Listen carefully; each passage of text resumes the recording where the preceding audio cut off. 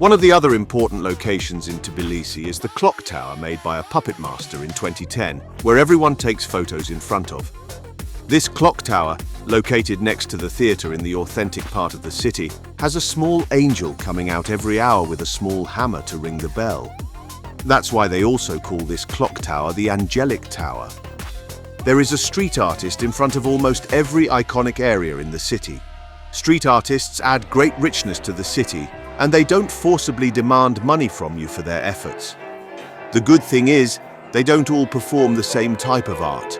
Each of them performs different arts. Some can play the piano, some are interested in opera, some sing modern songs, and some perform traditional dance shows. There are many famous churches in Tbilisi, and if you are a woman, you need to cover your head as a sign of respect when entering these churches. Around the churches, there are many beggars. There is no density of beggars in this country like in the Balkans, because the majority of beggars in Balkan countries were from the Roma community. Roma communities couldn't establish themselves much in the Caucasus. The beggars in Georgia are mostly from their own people, at least that's what I saw, and they generally include elderly people who really have no means. Because in the Balkans, more children were begging. The central point where the heart of life beats in the country is Freedom Square. Georgians have built structures in the center of Tbilisi that resemble Russian architecture perfectly. However, the #1 metro line in the central square is not that cool. After buying a ticket for the metro, you descend underground for about 3 minutes. Meanwhile, the stairs are built steeper than normal. People living there are used to it, but someone coming from outside can lose their balance and fall on the escalators. These metros, flowing in opposite directions from both arms, have a red and white color, and they are probably designed in this color due to their flags. There are thick columns inside the metro that support the tunnel, as if keeping the metro from collapsing against collapses. In this sense, you can travel around the capital by metro without having to rely on taxis or city buses. People in this city mostly meet their transportation needs by metro, and it's really practical and cheap. The city is not limited to just that. The capital, Tbilisi, offers you almost everything except for sea opportunities. For example, let's assume you're in your early 20s. There is a particular area for young people and those who want to hang out on the margins called Fabrika in the east of Tbilisi.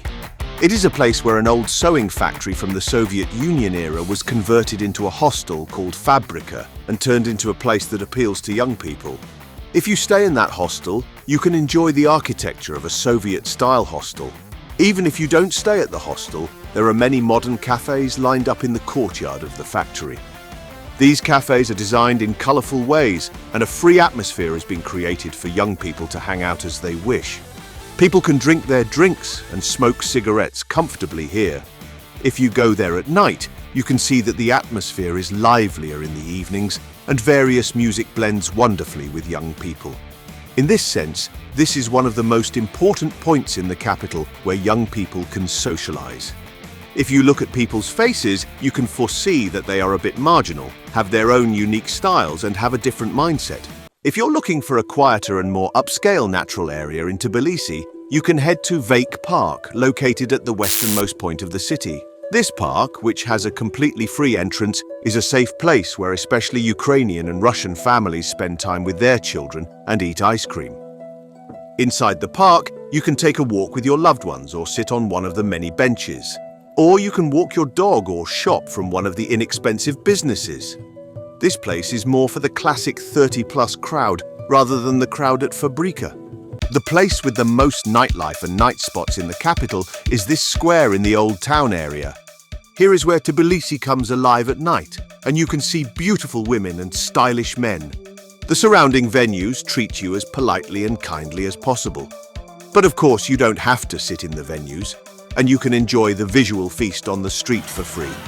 You can watch the beautiful people there, or you can accompany the music of the Georgian dancers in the square. Apart from all this, Tbilisi is a place that will satisfy your taste for architecture. They have managed to combine the architectures in the city with cobblestone streets and create an extremely modern capital. The flow of traffic in the city also progresses in harmony. For example, you won't see public transportation approaching the sides of buildings on wide streets. Public transport moves through the middle of streets and boulevards. Thus, municipal vehicles do not move in a complex arrangement with civilian vehicles, and traffic pollution and chaos are avoided. Instead of overpasses, underpasses are generally built on the opposite sides of the streets. Since overpasses are cumbersome to use and spoil the view, they have literally created another passage route underground in Tbilisi. They have also made a nice touch in terms of architecture, so that the old buildings in the narrow streets of the city don't look bad and outdated. They have made visual art designs on their walls. In this way, they have covered the floors and turned even an old ordinary building into a tourist attraction. Georgians are not only famous for their city design, but also for their cuisine. There are two dishes that everyone who comes to the country must eat. The first is khachapuri and the other is khinkali.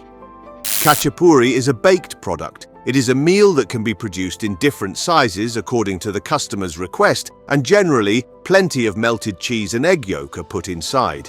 You have to eat this meal with your hands. You can tear a piece from the hard corner of the outside of the meal and mix the egg and cheese inside. They also bring butter with the meal, so you can spread the warm butter on the dough part of this baked meal and soften the bread. Or you can put the butter directly into the melted cheese. So essentially it's a Black Sea meal. And khachapuri is a type of pita with yeast dough filled with cheese and egg. The second famous dish of Georgians is khinkali, which is a soft white dough on the outside, and inside there is meat or garnish according to your preference. When you cut the inside of the meal with a fork and knife, it has water flowing towards the plate. A very similar meal in Turkey, right next to the country, is called manti. Georgians make it with much larger doughs. The meat inside the meal is a mixture of beef and lamb, and it's quite garlicky, just so you know. At least the khinkali we tried had a lot of garlic in its filling. If you're looking for an excellent meat dish other than these traditional meals, Georgians are particularly good at cooking beef. Chicken might not appeal to you much because of the various sauces they add to it. Also, the portions of barbecue meals in some places may not satisfy you or fill you up. Again, in this country, especially in Tbilisi, you'll come across plenty of bakery shops in the mornings. Georgians have pastries filled with beautiful cheeses and meats. Even one of these foods can be enough to fill you up. They put plenty of ingredients, and you can get yourself great breakfast items for an average of 1.5 euros in this country. For example, if you wake up late in the morning and are too lazy to prepare breakfast, you can have these delicious pastries from the night before, still fresh when you wake up in the morning. As for the bread in the normal bakeries in the capital, they have a slightly rugged appearance and prefer to make long, thin loaves. If we take a look at the prices in the market in the country, for example, they sell 1 litre of milk for 8 Georgian lari, which is around 2 euros. The price per kilogram of frozen chicken meat is 12 lari, about 4 euros. If you're curious about alcoholic beverages, the price of a standard-sized Jack Daniels is around 30 euros, my friends. In addition, you can determine the euro price by dividing the price of other drinks by 3. If you want to look for beer instead of whiskey, the price per beer bottle is around 1.5 euros. If you're looking for a typical large public market rather than a supermarket, there is a large market in the east of Tbilisi. In this market, you can find everything from food to phone repairs, from meats sold openly to clothes. Generally, low-income people in the capital tend to go here, because the market is quite far from the elite areas of Tbilisi, and those with money don't bother coming for a seemingly unhygienic market. Plenty of supermarkets and regular shops in the elite areas of Tbilisi cater to people's fruit and vegetable needs. People living in the central regions of the city often supply their food needs from supermarkets rather than public markets. One common complaint voiced by those living in Georgia is that electricity and water are frequently subjected to interruptions throughout the country. Especially those who have recently moved there are quite annoyed about this issue. People meet their cash needs from these single ATMs placed in various parts of the city. The ATM system works with a simple setup in this country. That is, they're not very large structures installed and mounted inside a booth. You can even make Bitcoin transfers in these paybox booths if you wish. They don't look very sturdy in terms of material when you look at them from the outside. Those who sell things at markets and on the sides of roads are generally people over the age of 50. This also proves that people in Georgia have to work even when they get older. So much so that when we look at the monthly rents of apartments in the capital Tbilisi, we can see that they generally are $700, and we can estimate that these amounts may force elderly families to work, especially in the capital. For example, the excessive number of Russians and Ukrainians in the country may have easily doubled the rents in the capital Tbilisi. This is a negative development for the local people to live cheaply. Perhaps the most important contribution of Slavs to the country is that they have raised the level of beauty to the sky. Wherever you go in the city, you really see extremely well-groomed and beautiful women.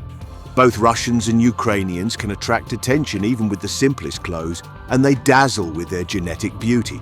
However, if you're from South Asia, I have some bad news for you. Although Georgian people are generally open to renting their homes to Slavs, they are not keen on renting to Indians. This is because of the beliefs of South Asian communities due to the incense they burn in their homes and their cuisine, which is quite distant from Caucasian geography. Georgians tend to be a bit cold towards South Asians. Some may even describe Georgians as racist because of such reasons, but in reality, this situation is purely due to cultural differences. Similarly, they don't warm up to Chinese people either because the Chinese tend to bargain in everything. Therefore, when renting an apartment there, a Chinese, an Indian, or an African may not have much luck, because landlords will first ask you which country you are from. As for the prices of second-hand cars in the country, they are quite reasonable. You can buy very luxurious new model cars for an average of $20,000 in this country. Moreover, don't worry about the price of gasoline, because there are many people in Tbilisi who use gas for their cars. As you know, natural gas is available in countries like Russia, Azerbaijan, Georgia, and Turkey, and they can use this opportunity by installing a gas system in their cars. Still, no matter what car you have, it's advisable to drive carefully in Tbilisi, because while touring the capital, you'll come across quite a number of police patrols every 100 meters. Police officers patrol everywhere in this city and stand guard. Sometimes they can even ask for identification from people they find suspicious. Looking at it positively, we can say that Tbilisi is quite prepared for any kind of problem and gives a sense of security. From a negative perspective, despite the presence of so many police officers, Georgians drive like crazy, my friends. In my opinion, some of them don't care about the government and the police. However, if you park your car in the wrong place, they will come to tow your car immediately, and it's impossible to persuade officials about this matter.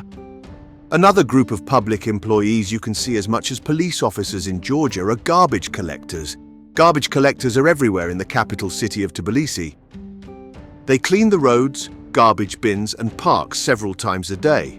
Moreover, when you visit Tbilisi, you will quickly see that even the side streets are spotless, not just the tourist spots.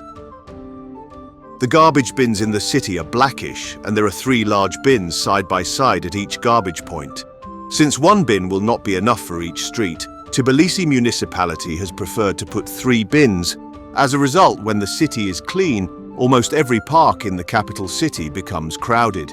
People must find the parks in Tbilisi so beautiful that they can even fall in love with each other regardless of their age. And some uncles can even indulge in sweet dreams on the benches.